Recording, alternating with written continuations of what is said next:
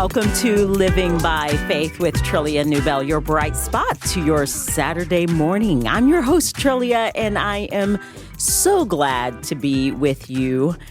We are heading towards Christmas. Christmas is around the corner, and I don't know about you, but sometimes Christmas reminds me of sitting around and telling stories that help us remember, telling stories that make us laugh, telling stories that sometimes make us cry. We sit around and we tell story after story, at least my family does during this season. And sometimes we read stories.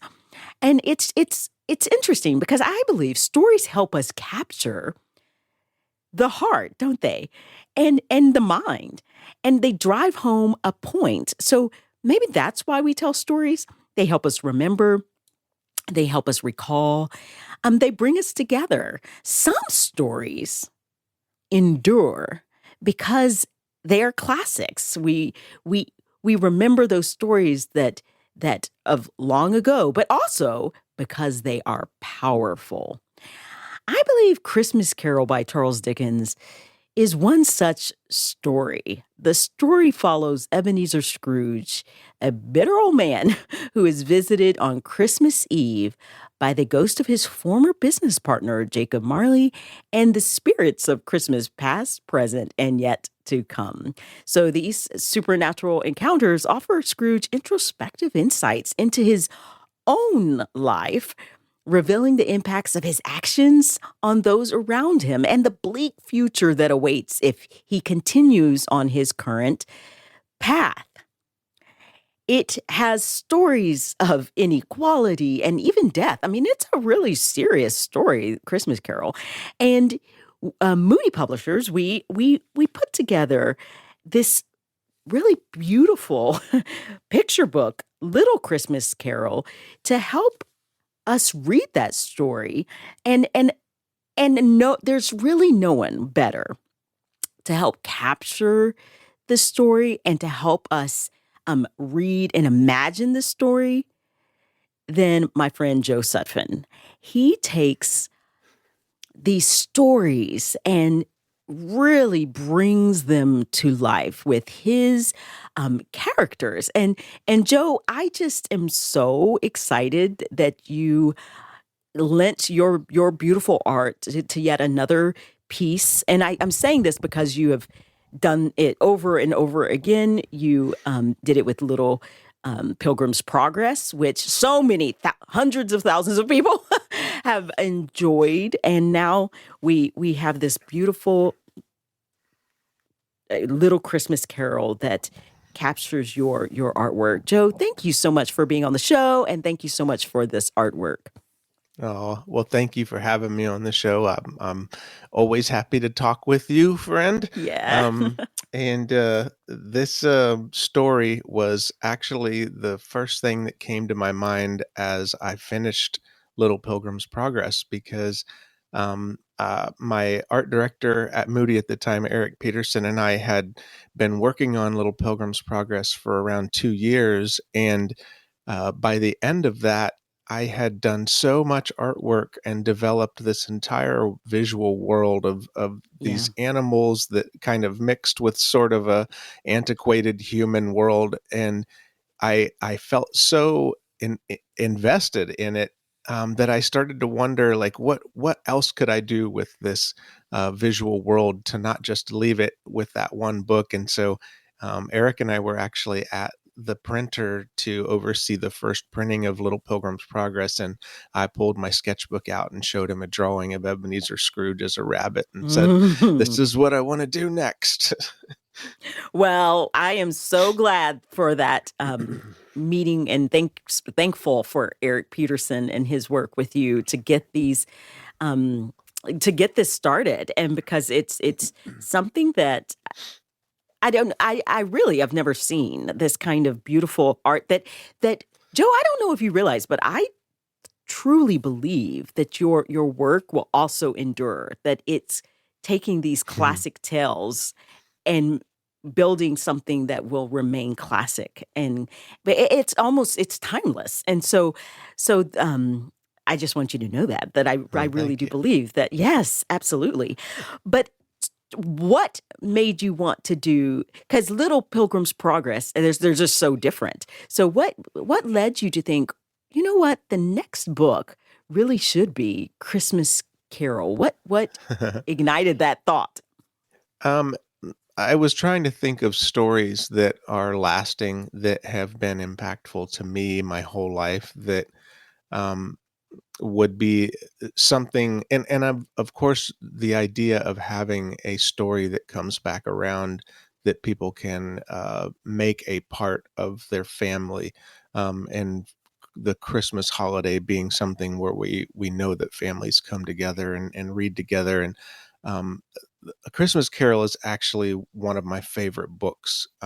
So it was naturally a quick one on the top of my mind. And conversely, The Pilgrim's Progress by Bunyan was not one of my favorite books as a kid, which is part of what drew me to wanting to illustrate it the way I did, because there was a part of me that wanted to make it for the little 10-year-old, 8-year-old me, who was sitting in the library with our librarian reading us Pilgrim's Progress, and just wishing that I could be done listening to this story about peasants and burdens, Mhm. and I just wanted to go home and watch something on TV like The Secret of Nim, and see like magical creatures. And um, for me, that was the way that stories got through to me. Not so much looking at actual humans, but I was really drawn to characters that weren't humans, because there was just something more fantastical and freeing about it, and universal. And I think that the Little Pilgrim's Progress that we ended up making was something that I would have listened to our librarian read us, and I would have wanted Yeah. to check it out and take it home. So I wanted to do that with one of my favorite stories as well. No, that makes sense. And I should tell, if you have ever watched, I think most people have probably watched Christmas Carol rather than read Christmas Carol. But if you've ever watched it, then you know that it's not a Christian story, but it has themes Yeah. about, yes, darkness going to light, it's a transformation of someone's life, Scrooge in particular. And we see we can all learn kindness, respect, and compassion. For Moody Publishers, our edition of Little Christmas Carol is based on the 1843 text of A Christmas Carol by Charles Dickens, updated and it's lightly edited to create a read aloud experience for families with young children. So so your illustrations are an animal world where no humans are seen is set in 19th century London, which I love so much of this. So when we're thinking about this, let's talk about those themes for a minute because as I mentioned at the start of the show, Christmas Carol can be pretty dark. And yet we so can Christmas. And I don't think we want to enter into those hard things about life often, but when we but that's reality. And so talk about the themes and how you captured the themes for young hearts. Yeah. I loved that our editor, Kevin Munions, when he made a decision at the beginning of the book to include a Dickens phrase where Dickens had said, "It is good to be children sometimes, and never better than at Christmas when its mighty Yeah. founder was a child himself."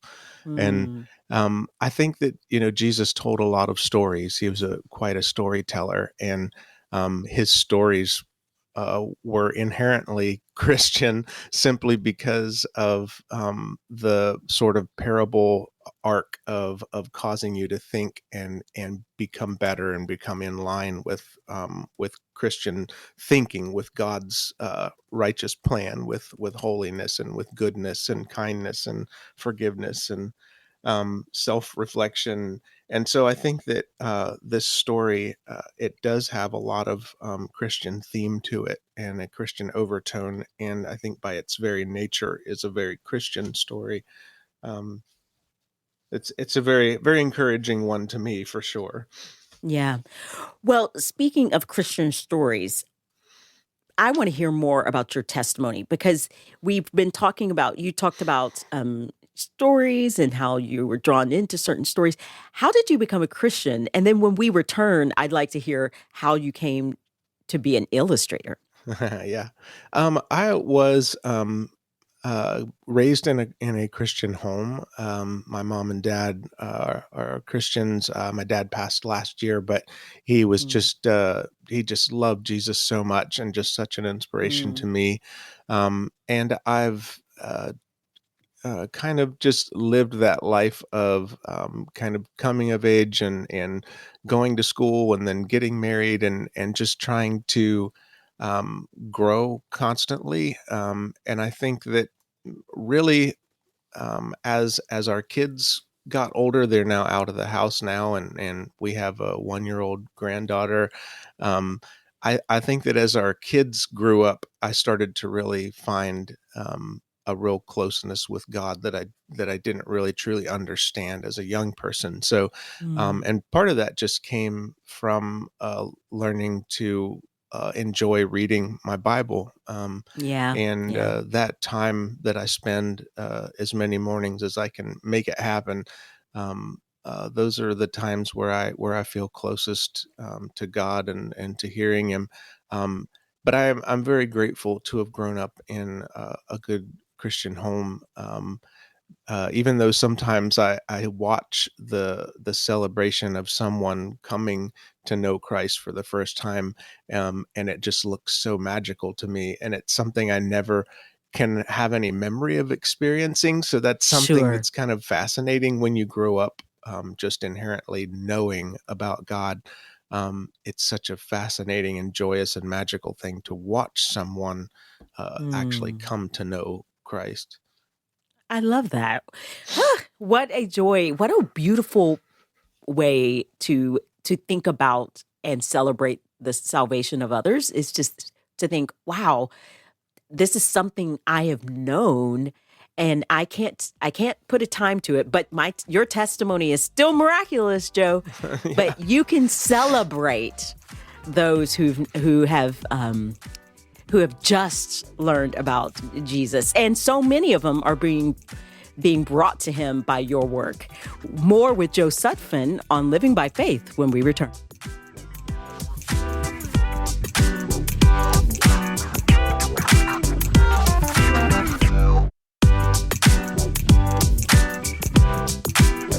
Welcome back to Living by Faith with Trillia Newbell. I am talking with Joe Sutphin.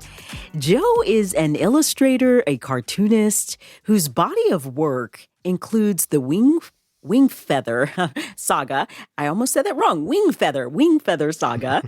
Yes, and the award-winning Watership Down, which is a graphic novel, and his re-envisioned classics, Little Pilgrim's Progress and Little Christmas Carol. And today, Joe, we've been talking a lot about Little Christmas Carol, but I definitely want to get into your other work. But before we do that, I was before the break, I was talking about how I can't draw a stick figure straight. I just cannot. My art is lacking. I'll just say that. And I love artists. I just think it's amazing when people can use their hands to create something magical. And can I tell you something funny? A funny story, real quick, Joe? Sure. Okay. When my son was, I think he was maybe 5, he could draw a little. He noticed that his dad he has the ability to draw well, and he did a competition, or not a competition. He asked us if we could draw something, and I was trying to explain to him that I can't. I'm so sorry. I can't draw you this thing that you wanted. And he was just adamant that I could. And so I asked my husband, I was like, Thurn, we've got to prove to our son that I don't have this gift. So do you know Kung Fu Panda? Yes. Okay. So I said, we put a timer on, and I said, okay, son, watch.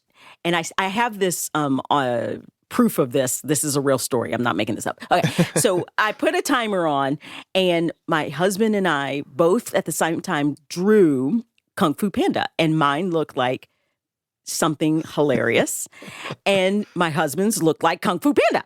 And so, and so I, and so I showed our son, and he looked at it. He said, "Well, Mom, I'm gonna pray that that God would make your hands to be able to draw." Because I had to prove to him. My point is that God gives people gifts, and He has given you this amazing gift, and it is. I just love that we have been able to capture it in Little Pilgrim's Progress and Little Christmas Carol. But when did you first discover that? Wow, I have a gift, and I can actually bring these things to life. um, I think that it was attending school as a kid that I first realized that it was an actual gift that others didn't have because Yeah. my dad was an artist and art was just so celebrated in our house. And my dad and I would draw pictures together a lot. We would pass a pad of paper back and forth and just draw things and make each other laugh. And my dad would do paintings for people sometimes on the weekends in the kitchen, and I loved to go in and draw on the floor while he was painting something on an easel and just watch what he was doing. But when I got to school as a kid, I suddenly realized that I was becoming known as the kid who could draw. And Mm, everybody would come to me to see what I was working on in art class or to ask if I would draw a certain thing for them. And that that became sort of an identity over the course of my time in school because I didn't excel in a lot of other areas in school. But being sort of a novelty gives you sort of a place amongst your peers. mm. So I had something interesting that the other kids didn't have, even if they were the cool kids. Um, Everybody wants to see neat artwork and It's true. ask for artwork, and but yeah, that was kind of how I realized that it was a gift and that it wasn't just something everybody could do because it's not a conscious thing really to sit down and draw something if you are predisposed to that ability and talent. And then the more you do it and the more you learn about it, you kind of develop it into various skill sets within that talent. It's that's interesting because if it's a part of who you are, you just do it. You don't Hmm. think, "Oh, wow, I can dance and no one else can."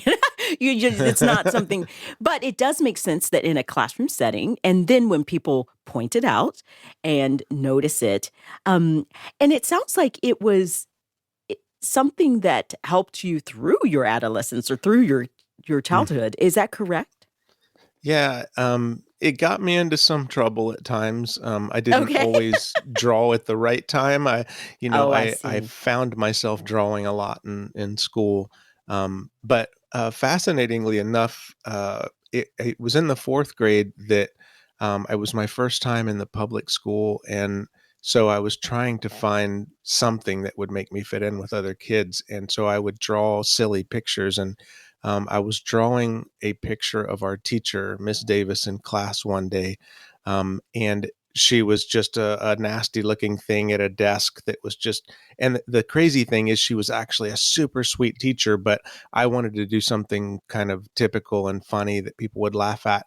And as I was Mm, drawing it in the middle of class, my teacher reached over my shoulder and took the drawing from me, and my stomach just heart dropped into my mm. stomach, and I just expected to be taken into the hall and disciplined, but nothing ever happened. And then parent teacher conference came up, and I can still remember sitting between my parents and Mrs. Davis pulling out this drawing and showing it to my parents.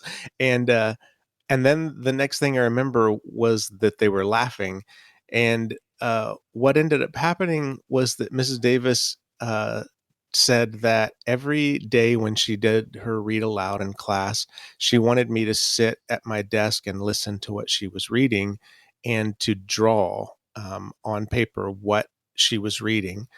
And she was reading Bunnicula to us, and so I was drawing these scenes of these animals Ah. and connecting it to a story, which at home I was listening to a lot of books on record and books on cassette and laying on my bed and drawing. So it was really connecting, and that then she would encourage me to go to the school library and grab that book and take a look and see what the artist had done to illustrate that book. And um, then she did multiple other things to encourage me as an artist in the fourth grade. And I think that that was really the moment where my mind connected the written word to telling a story with pictures.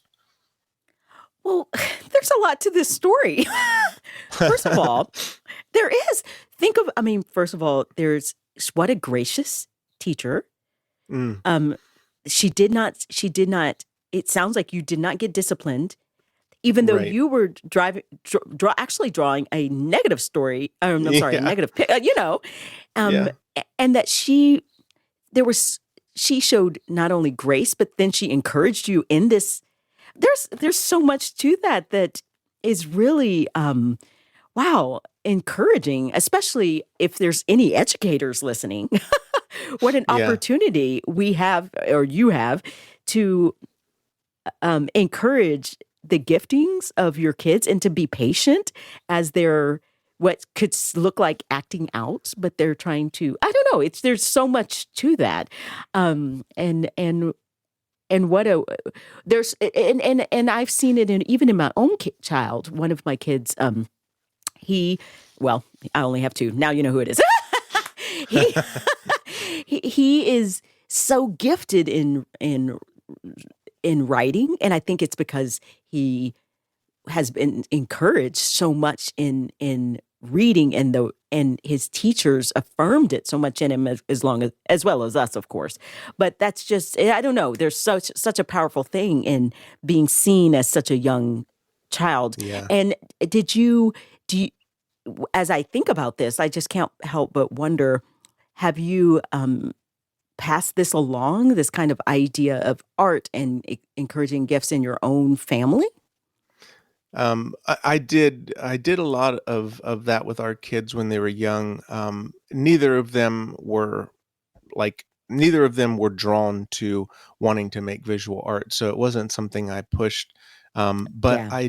I have done a lot of school speaking, and part of my speaking, I usually include that story, and even a lengthier version of that story with Mrs. Davis, to really try and offer that option out there that I could have been disciplined and I could have been told you're not going to draw in class, Yeah. and instead, I had a teacher that somehow had the frame of mind in a busy classroom to provide a safe space for me to actually do something I was connecting to, and like I said, she went even further. We had to write a poem at one point, and I wrote the poem and illustrated it, and created a little bound book out of it that I still have. And Ah, she liked it so much that she had our class learn it, and we rehearsed it in front of the whole school. And I still have her note card taped to the back of it that I had to read out loud to our school as our class. When I think about it, it's almost like an after-school movie, to be sort of the misfit new kid at the school who is trying to fit in, and by the end of it, the whole class is reciting their poem to the school. that's actually remarkable. And really that's very encouraging, and that you kept it all these years, and now we all get to benefit from that woman's investments, and Yeah. that she saw you. Um, it's absolutely encouraging, and I want others to also benefit, and I want everyone to grab Little Christmas Carol. I know Christmas is around the corner. I go ahead and get it. Go ahead and get it. You could read it in January. It doesn't matter. But this is to get to see your artwork and how you bring these things to life is so encouraging. And so here's what I want to do for my listeners. I want to give you a copy. We have 5 copies of Little Christmas Carol, and just give us a call and share a comment. Any comment. Maybe there's something of some memory you have of being a youngster and how a teacher invested in you or your parents or anyone. Give us a call, 877-548-3675 or 877-LIVE-675. Again, it's 877-548-3675. You're listening to Living by Faith when we return.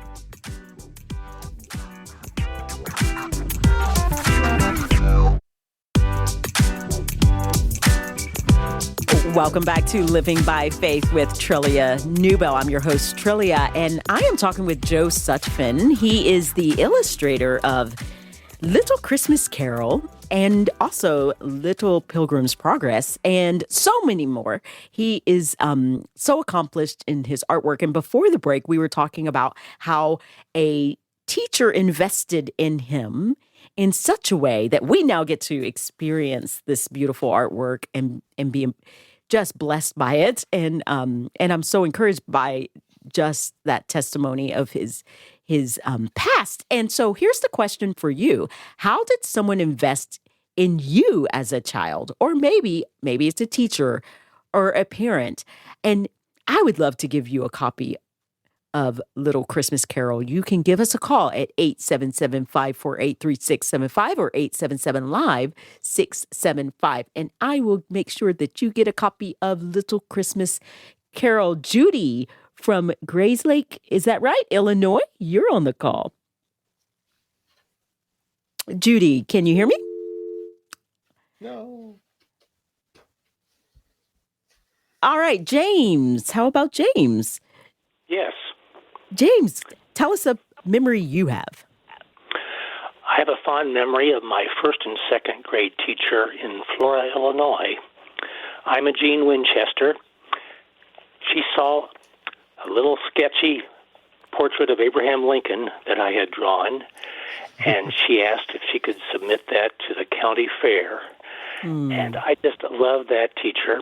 She was also a member of my home church, Harmony Evangelical United Brethren Church, where my father was pastor.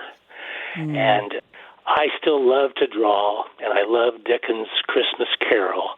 And what a wonderful interview you had this morning.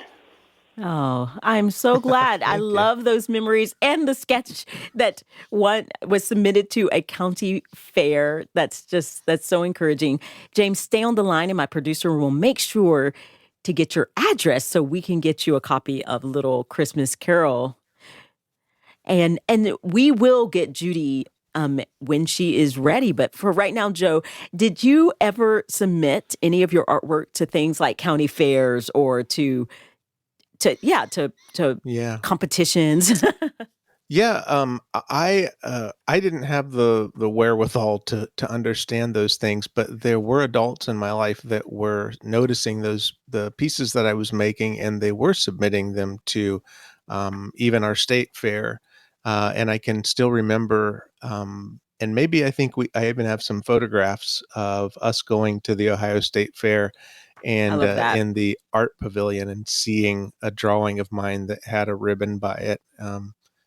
And even I had even won some grant money before I went to college with some work in our Ohio Governor's art exhibition. I love that. Is Cindy ready? I'd love to talk with Cindy from Illinois. Cindy, hello. Hi. What's your memory? I just have a comment, really. It's not a memory. I have a 7-year-old grandson who is very active and always moving and always trying to get your attention. And I think I'm going to share the story that I just heard. of another little boy who had a very wise teacher who taught his skills and led him in the right direction. And I think my little grandson will relate to that little boy. Oh, I love that. I love that. Well, Cindy, I hope that your grandson loves Little Christmas Carol, because we're going to make sure you get a copy of it. But you're right. So stay on the line so we can make sure you get a copy of it. Joe, did you have a comment? Well, it's encouraging. I hope that that story can help somebody as a parent or a teacher or an adult grandparent. It is frustrating when you're trying to accomplish or do things and you have a kid that just can't seem to stick with the program and focus. So I'm really grateful that I had that Mrs. Davis in my life, and that my mom and dad encouraged my art in the ways they did. Had I grown up in a different way, maybe I wouldn't be telling these stories and drawing these pictures. Yes, yes. Lee Hawa, did I say your name right? From Chicago, Illinois? I'd love to talk to you. Yes, it's Li Hua. Thank you, Li Hua. All right, what's your story?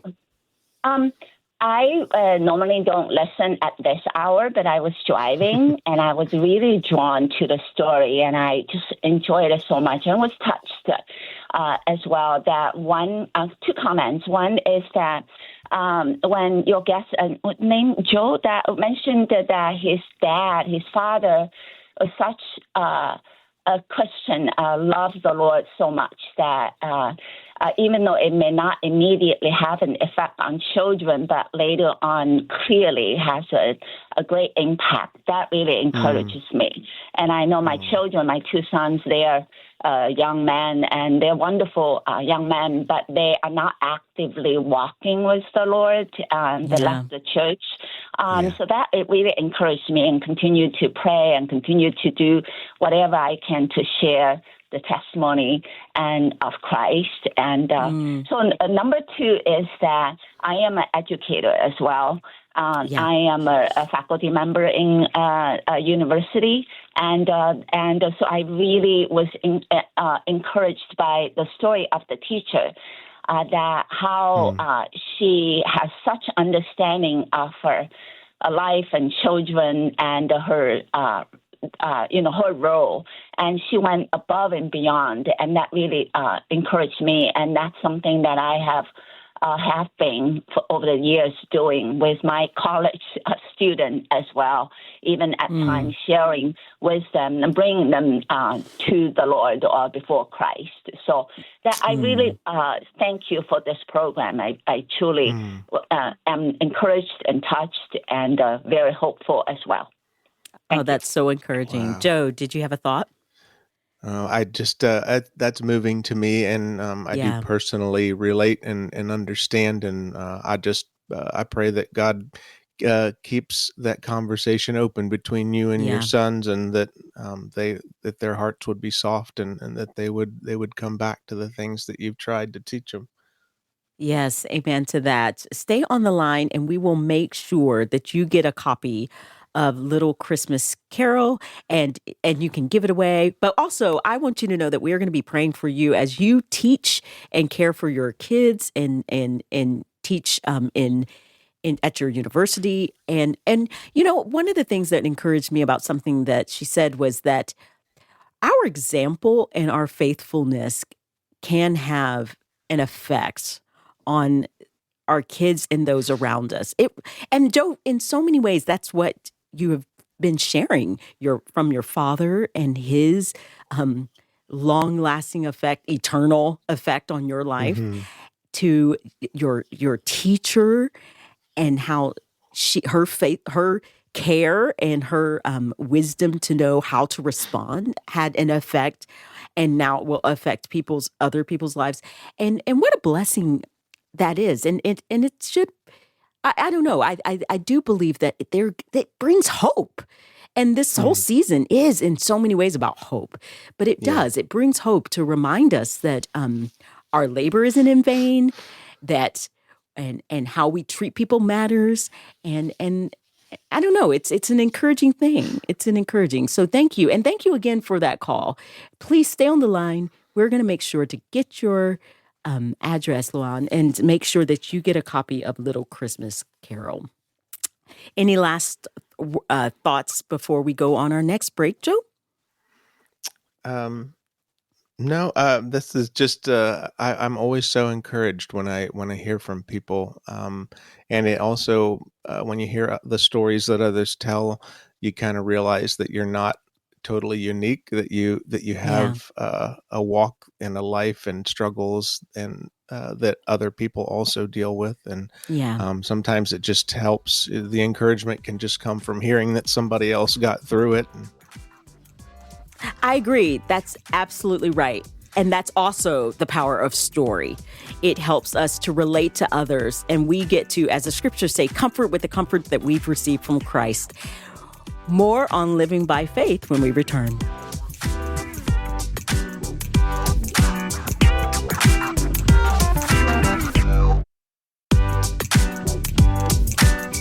Welcome back to Living by Faith with Trillia Newbell. I've been talking with Joe Sutphin, and he is an award-winning illustrator, and he has just reimagined this beautiful book, Little Christmas Carol, and helped bring the story to life with characters and animals. And we've been talking about it's interesting how we start out talking about illustrations, and then we end up talking about hope. And how, and I just think that's the way the Lord works. We talk about how God has used your gift and how God used other people like your father and you're a teacher to help encourage you in your faith, but also in this artwork. And now we get to benefit from it. And we've been talking to listeners and hearing your own stories. And Judy from Illinois, you have a comment. Yes, I just so appreciated hearing his story and how that teacher, instead of reprimanding him, that she actually ended up encouraging him and bringing out the gift that God gave him. And he was able to end up using that throughout his life. And I just think how we need teachers like that are not just good at what they know, but that they are able to teach others in a way that encourages them with however they are gifted. I agree, Judy. Stay on the line and we'll make sure that you get a copy of Little Christmas Carol. And, I'm just thinking about all the educators who are listening to this or who are going to listen to it later. And I pray that they are encouraged or inspired to see kids and encourage them in the gifts that they have so that they might, because you just never know how that is going to serve people in the future. Jane, you have a comment. Hello? Hi, Can you you have a hear me? comment. Yes, I can. Oh, my name is Jan. Oh, And sorry, I Jan. just want to share that I had a pediatrician for my children that had cerebral palsy, and he was affected in his body, but he was a genius, and he was able to become a pediatrician. He encouraged me as a parent that we are to study our children and see the gifts that they have. My comment about my son Mark was that he was 2 years old, and I was cleaning up some toys that my kids had around them, and there was a coloring book open, and I said, "Who colored this picture? Who drew this?" And my daughter said, "Marky." And I go, "No 2-year-old can draw like this." And he says to me, "Ma, I did it. And I realized that he had a gift. And so he then became, he went to college for art, and then he has a double master's in art. And so it is really important, I want to share, that we study our children and see we're so afraid about what we worry about and what is, what's going on with them, to encourage them in the gifts that they have, and to do that for other people, to even as an adult, to notice other people and encourage them and how they are gifted and what you see. We don't know how desperately people thrive on a sincere comment about how they are gifted.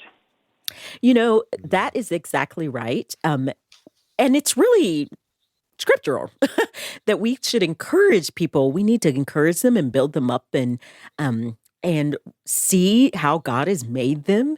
And you really don't know how people will respond or what they will do. Jan, stay on the line, and we're going to make sure you get a copy of Little Christmas Carol. We're going to get your address. Thank you so much for your call.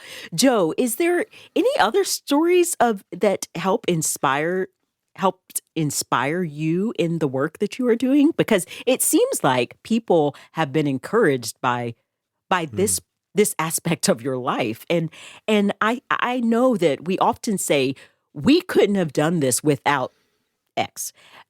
Is there someone you think, man, we've heard about your father and your teacher. Is there anyone else that you think, wow, this inspired this, or I couldn't have done this without? There are a lot of people in my life that are very inspiring to me. One of my best friends, Kevin Chandler, who I made our King's Cadets and Little Joe book together with Moody. Kevin has spinal muscular atrophy, and he is just a world traveler, filmmaker, author, writer, cartoonist.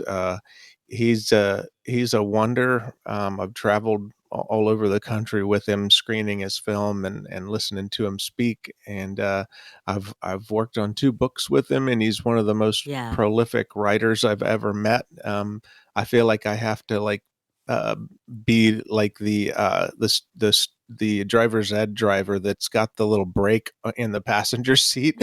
Sometimes I'm like pushing on the brakes and saying, Kevin, slow down, let me catch up. And really just my own longing for redemption and in my own life, that longing for wanting to feel redeemed and wanting to feel accepted and okay and made new, and that drives me. It drives me to want to tell good stories about that topic. Absolutely. Just to kind of fight hopelessness, to fight back against it with purpose and with just that the open armed embrace of family that comes with Christ. Amen. I'm going to just repeat the book. The book you were talking about is The King's Cadets and Little Joe, a Little Pilgrim's Progress adventure. And it is by Joe Sutphin and Kevin Chandler. And Kevin is a prolific writer. And I'm so glad that he's a part of the Moody Publishers author family. And so yes, there are so many people. That was a loaded question and probably unfair. Because there are so many people that inspire and encourage art and us people. And I want to take one more call. We've got Nisa from Georgia. You have a comment about your grandson. Yes, ma'am. First of all, I just like to thank Joe for his work, and I just want to thank the Lord for me flipping on the radio station today, because I've struggled with trying to see things that I can help my grandson through some difficult times. I've had him since he was 9 months, or actually 3 months old. I had him for 3 years.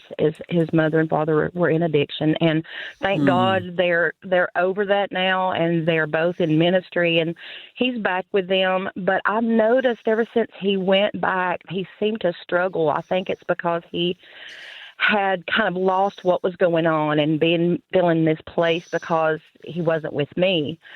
And everything was new. And I watch him and I see him. And when he's alone with me or, his mom or his dad, he's such an intense, loving, kind, and wants to do anything with you. But when he's with other people, other children, he just he becomes this different person.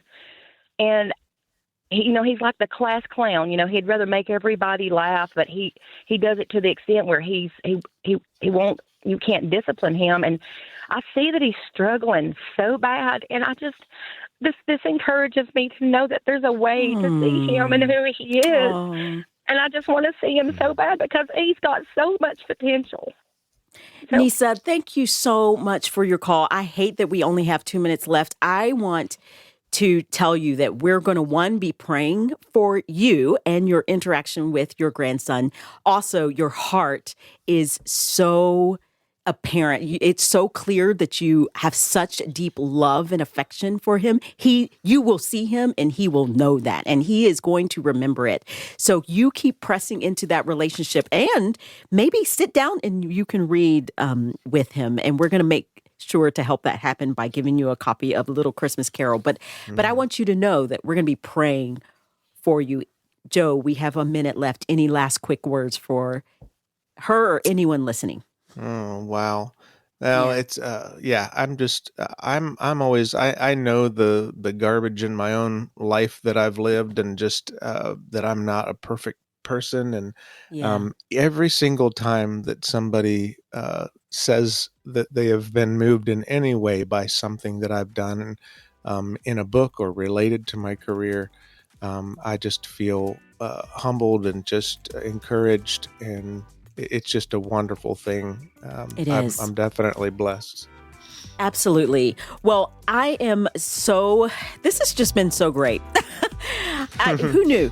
I'd like to thank my guest, Joe Sutphin, and my behind-the-scenes team at Moody Radio, my producer, Karen Hendren, and my associate producer, Lisa Jimchi, my engineer, Merle St. James, and Lisa, who's on the phones. To hear today's program again, you'll find it at livingbyfaithradio.org or on the Moody Radio app.